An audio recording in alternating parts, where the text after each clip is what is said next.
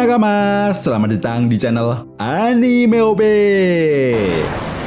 Yuk, sebelum masuk ke pembahasannya, jangan lupa like video ini ya bosku. Like dari kalian akan menambah semangat Mimin untuk terus memberikan informasi terbaru mengenai One Piece pada nakama semua. Nah, melanjutkan cerita yang terjadi pada chapter sebelumnya. Cerita pada chapter kali ini akan diawali dengan memperlihatkan keadaan di perairan New World, tempat di mana bajak laut rambut merah sedang berhadapan dengan kelompok bajak laut Kurohige. Yap, seperti yang Mimin bahas sebelumnya, meskipun Kurohige ini sedang tidak dengan kru lengkapnya, namun sang mantan Admiral Aokiji Kuzan dengan sangat percaya diri menghadapi kelompok bajak laut rambut merah seorang diri. Sementara itu di sisi lain, Kurohige yang awalnya telah memerintahkan untuk berputar haluan agar menghindari bentrokan dengan kelompok bajak laut rambut merah pun tidak bisa berbuat apa-apa karena Aokiji Kuzan telah turun dari kapal dan membekukan lautan untuk menghadapi Seng dan kelompok bajak lautnya. Ya, di momen ini Kurohige sadar dia bisa kabur dan pergi meninggalkan Kuzan begitu saja. Namun di sisi lain, Kurohige yang merasa bahwa Kuzan benar-benar loyal terhadap kelompok bajak lautnya pun akhirnya memerintahkan untuk membantu Kuzan. Setelah itu, Kurohige dan krunya pun mulai berdiri di atas kapal mereka sambil memandangi kelompok bajak laut rambut merah. Begitupun dengan Seng dan kelompok bajak lautnya yang telah dimode siaganya. Menariknya juga, di sini kita bisa melihat sebuah percakapan antara Seng dan Kurohige mengenai kejadian di masa lalu yang menyebabkan Seng memiliki bekas luka. Ya, menurut Kurohige, bekas luka tersebut adalah kesalahan Seng sendiri karena telah mengusik dan ikut campur dalam permasalahan Kurohige di masa lalu. Namun sayangnya belum diketahui pasti permasalahan seperti apa yang dialami oleh Kurohige ketika itu. Seng yang mendengar hal itu pun terlihat sangat murka kepada Kurohige dan tidak mengatakan sepatah kata apapun. Ya, tanpa basa-basi lagi, Seng langsung menggunakan kekuatan Ken Bunsoku Haki-nya untuk melihat masa depan agar bisa mengetahui serangan apa yang akan dilakukan oleh kelompok bajak laut Kurohige. Dan dalam sebuah halaman ganda, kita pun bisa melihat Seng yang telah membaca combo serangan yang akan dilakukan oleh Kuzan dan Kurohige, di mana dengan kekuatan buah iblis Gura Gura no Mi, Kurohige akan menciptakan gelombang tsunami. Sementara Aokiji Kuzan akan memanfaatkan tsunami tersebut untuk menciptakan tombak es dan menyerang kapal bajak laut rambut merah. Seng yang mengetahui hal ini pun lalu memerintahkan anak buahnya untuk bersiap menghadapi serangan dari Kurohige dan Kuzan. Dan benar saja, ketika serangan itu terjadi, Seng dan beberapa anak buahnya pun telah bersiap untuk menghentikan serangan tersebut. Di mana kita bisa melihat Seng yang menggunakan kekuatan hakinya dan juga pedangnya untuk membelah tsunami yang diciptakan oleh Kurohige. Sementara itu, Ben Beckman menghentikan serangan es yang diciptakan oleh Kuzan. Bukan hanya itu saja, kita juga bisa melihat Ben Beckman yang langsung bergegas melompat ke arah Kuzan sambil menembaki Kuzan dengan kekuatan hakinya. Nah, menariknya saat Vanagur akan menembaki Ben Beckman yang sedang berlari menuju ke arah Kuzan, Vanagur mulai menyadari bahwa dirinya juga sedang menjadi target dari Yasop, sehingga Vanagur pun tidak jadi menembaki Ben Beckman dan kemudian memikirkan cara agar bisa membantu Kuzan. Sementara itu di sisi lain, Seng yang telah berhasil membelah tsunami pun tanpa basa-basi lagi langsung menargetkan Kurohige. Di mana kita bisa melihat Seng yang mengeluarkan kekuatan Hosoku Hakinya yang sangat dahsyat.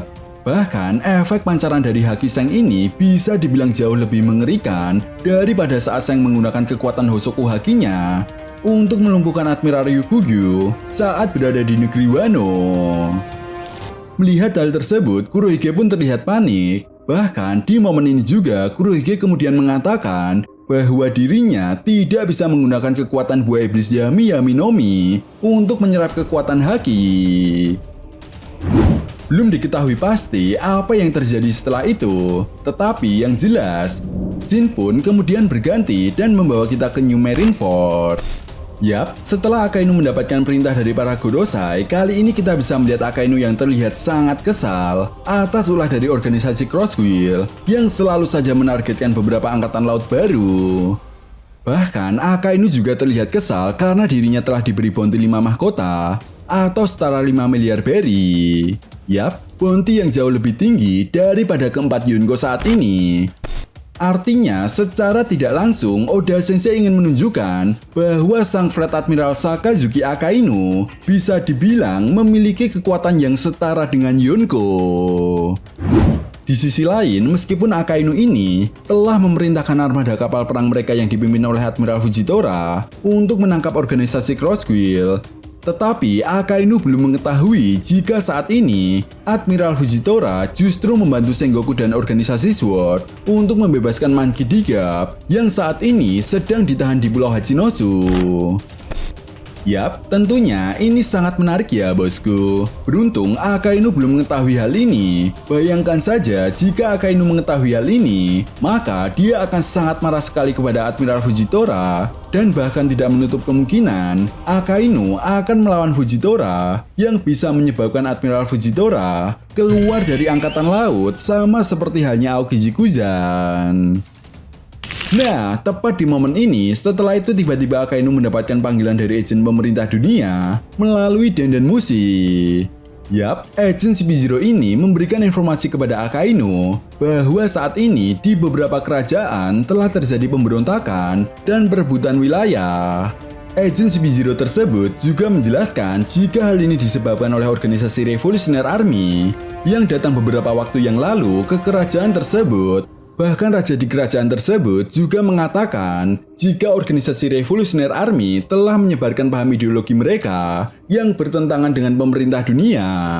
Sehingga hal ini yang menyebabkan rakyat di kerajaan tersebut melakukan pemberontakan.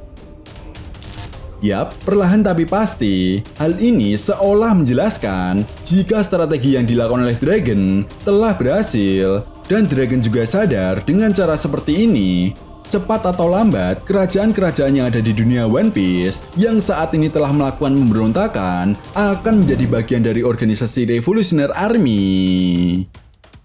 Mendengar hal tersebut, Akainu kemudian mengatakan bahwa saat ini pihak Angkatan Laut belum bisa membantu agen pemerintah dunia karena pasukan tempur mereka telah dikerahkan untuk menghadapi organisasi Cross Guild dan juga mengawal kapal-kapal pembawa logistik makanan yang akan diserahkan kepada kaum naga langit. Akainu juga menjelaskan sebaiknya agen CP0 menghubungi langsung pihak Gorosei agar mendapatkan arahan. Setelah itu di akhir chapter, Shin pun kemudian berganti dan membawa kita ke Pulau Elbaf, lebih tepatnya di hutan Elbaf, tempat di mana kelompok dari Luffy berada. Yap, setelah Luffy melihat monster Nika yang sangat mirip dengannya, tanpa basa-basi lagi, Luffy pun kemudian langsung menghajar monster Nika tersebut, di mana kita bisa melihat Luffy yang berubah ke mode raksasanya. Namun seperti yang Mimin bahas sebelumnya, monster Nika yang tercipta dari ketakutan salah satu guru ini berbeda dengan monster lainnya. Karena rupanya monster Nika ini memiliki kekuatan yang jauh lebih kuat dari monster yang tercipta dari imajinasi ketakutan anak-anak. Nah, tepat di momen ini, monster Nika tersebut rupanya bisa meniru kekuatan dari Luffy, sehingga pertarungan mereka berdua pun terlihat sangat menarik. Sementara itu di sisi lain, masih di hutan Elbaf, Dory dan Brogy yang telah tumbang oleh Samrock pun membuat skop pergaban cukup terdesak karena dia harus berhadapan dengan Sommer, Garling, Samrock, dan Gunko yang masih menyandera Kolon. Namun menariknya di momen ini, Garling kemudian memerintahkan Sommer untuk mundur terlebih dahulu karena dia ingin menghadapi skop pergaban. Mendengar hal itu, Sommer pun terlihat kesal dengan Garling karena menurutnya, Garling telah mengganggu pertarungannya dengan skop pergaban. Chapter pun kemudian ditutup dengan perkataan dari Garling yang mengatakan, pertarungan ini mengingatkanku kembali pada insiden God Valley 38 tahun yang lalu. Nah, itu tadi merupakan berbagai hal menarik yang terjadi pada manga One Piece chapter 1146. Jika kalian punya pendapat lain atau teori tentang pembahasan kali ini, silahkan tuliskan pendapat kalian di kolom komentar ya bosku. Oke, sampai di sini dulu pembahasan kita kali ini, and see you next time.